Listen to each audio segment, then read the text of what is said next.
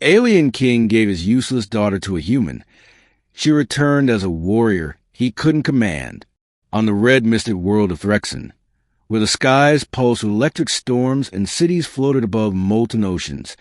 Power belonged to bloodlines, and no bloodline was more feared than that of King Varnax the Ironmouth, ruler of the Phyrexian Dominion. He had conquered 9 systems, crushed 5 rebellions, and ordered the vaporization of 2 moons. But he could not control his daughter. Princess Sera Varnax was born under a curse eclipse. A rare birth defect left her weak, her muscles undeveloped, her body thin and frail.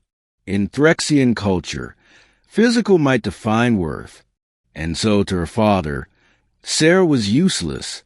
She wasn't allowed in war chambers, never trained, never taught.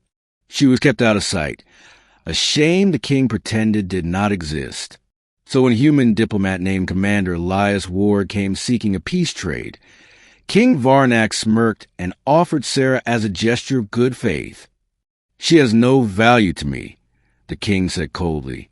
"Perhaps your kind can find a use for her." Elias, though shocked, saw something in her eyes. Pain, yes, but also fire. He accepted, not out of pity, but out of belief. "I think," Elias said quietly, "you've given away your strongest weapon." The king laughed. Sera arrived on the human vessel, the horizon, silent and guarded. She refused help, even as her legs buckled. She stared out the viewport at the stars, far from the only world she'd ever known. "You don't owe anyone strength," Elias said one evening as he handed her a nutrient pack. "But if you want it, I can show you how we build it." She didn't speak, not at first, but the next day she asked, "Will it hurt?" "Yes," Elias replied. "Good." Training was slow, painful. She had no endurance, no technique. But she had discipline, honed in silence, forged under shame. She trained 6 hours a day, even when her body trembled. Elias paired her with the ship's AI, Miri, who customized an exo-frame to support her limbs. Over weeks, she walked. Months later, she ran. A year in, she sparred with the crew's best and won. But it wasn't enough. "I don't want to just walk," she told Elias one day after training. "I want to fight." She studied tactics, ancient Earth martial arts, zero-gravity combat, and range weaponry. She absorbed knowledge like dry roots drinking rain. But it wasn't revenge she sought, it was transformation. "I want to become what he never let me imagine I could be." In the outer colonies, war broke out. The Phyrexian Dominion, breaking its treaty, invaded human settlements near the neutral moon Cryovi, wiping out civilian outposts. Elias and Sera volunteered for the counterstrike mission. "She's not a soldier," the admiral barked. "She's just—" "I am a soldier," Sera said, stepping forward. Her armor gleamed black with silver etching, her own design. She stood straight, eyes sharp, body balanced. "Who are you?" the admiral asked. She smiled. "I'm the daughter of a tyrant, and I'm here to stop him." The first mission was a rescue op on a slave station orbiting Cryovi. Sera led the infiltration team. Her tactics, unorthodox, fluid, adaptive, broke Phyrexian defenses in under 4 hours. Word of a human-trained Phyrexian warrior began spreading across the stars.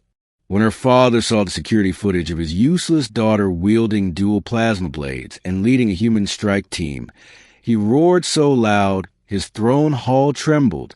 "She will kneel," he growled, "or she will die." He offered her a parley, cloaked as a ceasefire negotiation.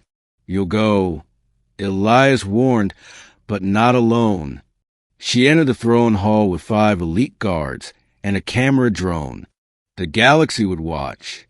Varnax sat like a beast carved of stone, expression unreadable. "You dress like prey playing predator," he said. "Remove that armor. Come kneel." Sera didn't blink. "The armor stays." So do I. You carry human stench, he hissed. You could have returned in shame. Instead, you come provoke me. I didn't come to provoke, she said. I came to offer a chance. End the war. Step down. Or I will take from you what you took from me, your pride. Silence. Then laughter. Not from the king, but from his war ministers. You couldn't lift a cup without gasping once. Varnax said coldly. You think you can threaten me? No, she said. I know I can. And she walked away. The war that followed was brief, but brutal. Sera's leadership galvanized both human and defected Threxian forces. She introduced adaptable guerrilla tactics that baffled her father's old-school generals. Cities fell. Outposts surrendered. Some Threxian civilians even began calling her Sera Varnax, the burning daughter. Her last assault was on Threxim Prime itself. She didn't want to destroy it. She wanted to liberate it. The king barricaded himself in the citadel. His final defense line was personal guards and old war beasts, creatures who recognized no voice but his. But Sera had trained for this moment. She breached the citadel wall alone. He waited in his throne, draped in blood-red armor. So you return, he said. Do you come to beg? She dropped her helmet. I come to end you. The duel lasted 17 minutes. Blades clashed, blood sprayed, armor cracked. Varnax was stronger, older, but Sera was faster, smarter, unyielding. In the end, she didn't kill him. She broke his sword and stood over him, panting. I will not become you, she said, and that's why I win. She left him alive, but stripped of power. A new council formed, led by both Threxians and humans. Sera declined titles. I am not a queen, she said. I am not a princess. I am proof that no one gets to define you but yourself.